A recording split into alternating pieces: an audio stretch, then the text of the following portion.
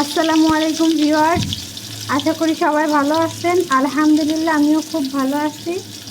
আজকে দুপুরের আয়োজনে নিয়ে চলে আসলাম সামুদ্রিক খয়রা মাছ দিয়ে বেগুনের ঝোল রেসিপি। এই যে সেই প্রসেসটা শুরু করে দিয়েছি। প্রথমেই কড়াইটাতে তেল ভালোভাবে গরম করে নিয়ে তাতে পেঁয়াজ কুচি দিয়ে খুব ভালোভাবে ভেজে নিচ্ছি। অ্যাড করে দেব হলুদ গুঁড়া এবং স্বাদ মতো লবণ। একটু ভাজা ভাজা করে নেব পেঁয়াজটাকে। সামুদ্রিক মাছের কিন্তু অনেক উপকারিতা আছে।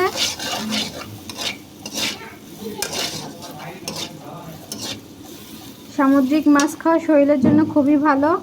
পেঁয়াজটা ভাজা হয়ে গেছে, এর মধ্যে এবার দিয়ে দিলাম মশলাটাকে পানিতে গুলিয়ে রেখেছিলাম, সেই গুলানো পানিটা দিয়ে দিলাম। মশলা মেশানো পানি। এখানে আছে রসুন বাটা, পেঁয়াজ বাটা, শুকনো মরিচ বাটা এবং সরিষা বাটা। আমরা শুকনো মরিচ বাটাটা খুব বেশি দেই না, শুধু একটা সুন্দর কালার আসার জন্য এখানে শুকনো মরিচ বাটা ব্যবহার করলাম।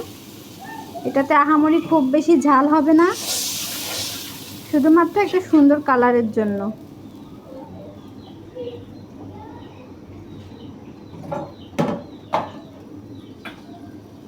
এবার মশলাটাকে একটু ভালোভাবে কষিয়ে নেব।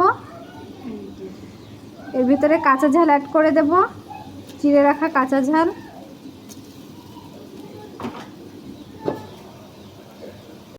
ভিউয়ার্স, আমাদের মশলাটা কষানো হয়ে গেছে। এবার এর মধ্যে অ্যাড করে দেব কেটে রাখা বেগুন এবং আলু।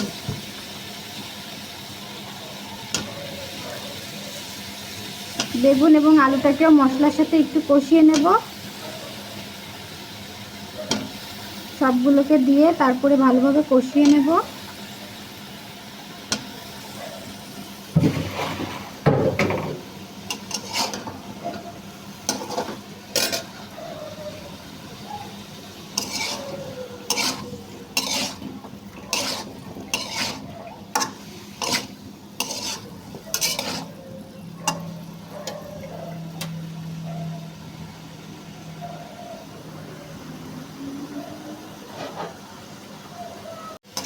ভিউয়ার্স, আমাদের বেগুন এবং লাউটাকে খুব ভালোভাবে কষানো হয়ে গেছে। এবার এখানে অ্যাড করে দেব ঝোলের জন্য পানি।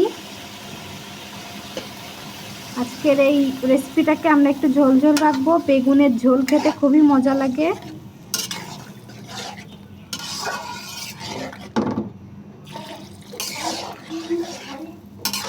এবার এটাকে ঢাকা দিয়ে রেখে দেবো একটা বলক আসা পর্যন্ত। তারপরে এর মধ্যে মাছ দিয়ে দেবো। ভিউয়ার্স, আমাদের ঝোলের পানিতে অলরেডি বলক আসা শুরু করে দিয়েছে। এই পর্যায়ে এখানে অ্যাড করে দিলাম ভেজে রাখা জিরা এবং ধনিয়া গুঁড়া। এটাকে একটু ভালোভাবে নেড়েচেড়ে মিশিয়ে নেব। এখনই এখানে অ্যাড করে দেবো আমাদের মাছটা। আগেই বলেছি আজকে আমরা বেগুনের ঝোলটা বানাচ্ছি সামুদ্রিক খয়রা মাছ দিয়ে। এই মাছটা খেতে খুবই মজা লাগে। বেশ একটা ইলিশ ইলিশ ভাব আছে এই মাছটার ভেতরে। এটা সেন্টও অনেকটা ইলিশ মাছের মতো। আর সামুদ্রিক মাছ কিন্তু আমাদের শরীরের জন্য খুবই ভালো। আমাদের শরীরে যে খনিজ লবণের প্রয়োজন পড়ে সেটা আমরা সামুদ্রিক মাছের থেকেই পেয়ে থাকি, এবং শরীরের আয়োডিনের অভাবও পূরণ করে এই সামুদ্রিক মাছই। তবে এটাকে আবার অতিরিক্ত খাওয়া যাবে না, অতিরিক্ত খেলে সমস্যা হতে পারে।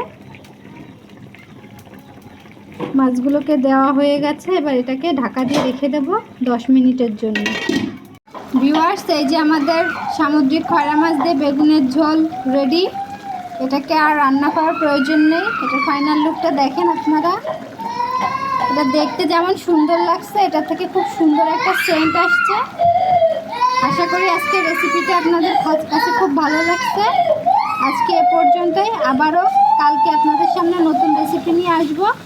সবাই ভালো থাকবেন সে পর্যন্ত। আল্লাহ হাফেজ।